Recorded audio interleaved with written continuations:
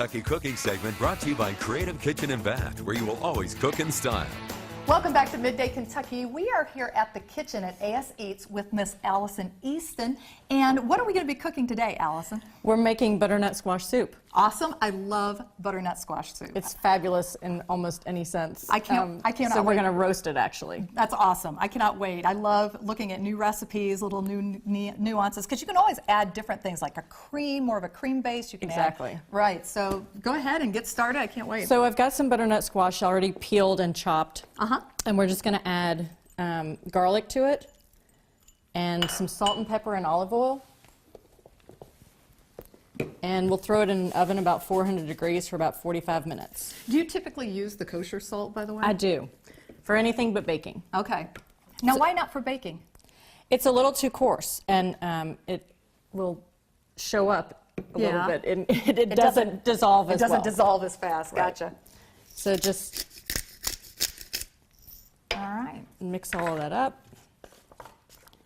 And like I said, it'll go in the oven about 400 for about 45 degrees.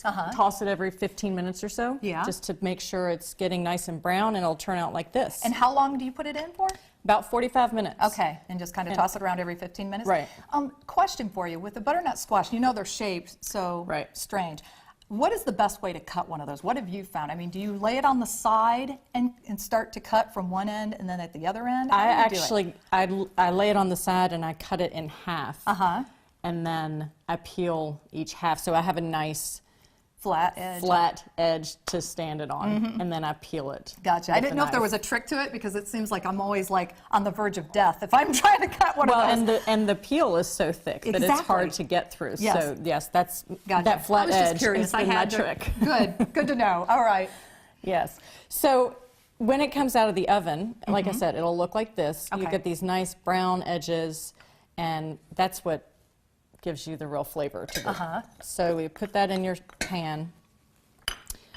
You'll add some olive oil. Okay. And just a little bit, just to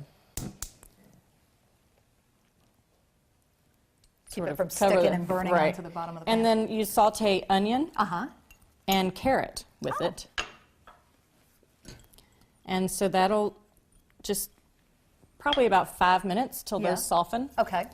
And then I add a little bit of thyme. Okay. So just thyme leaves. I love thyme. It always adds. It's such a good. I know. I always think of butternut squash as being sort of a fall flavor. Yes. So, but it can be winter too, certainly. Yeah, I crave it in the middle of the summer a lot. I don't know.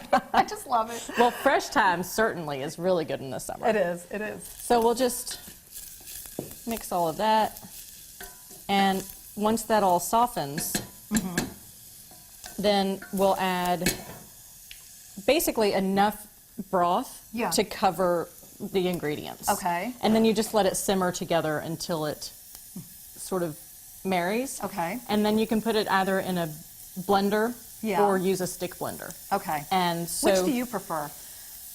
It depends on what I'm making. A stick blender is so easy, but sometimes it just can't quite do the job. Blend everything together. Really smooth. Really puree it. So I often use the Vitamix.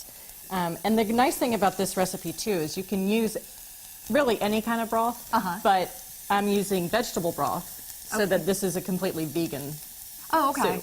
All right. If you could use chicken broth, which will add just a slightly different flavor, but it still is going to be so for all really of our tasty. vegan fans, they can have this without any problem. Exactly. Awesome. So you just add in the...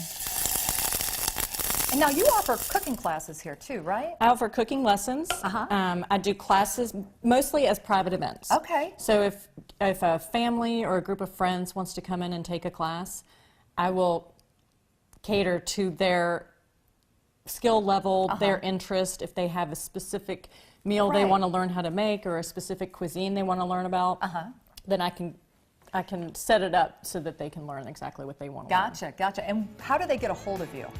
Well, they can look at the website, which is kitchenasaseats.com. Okay.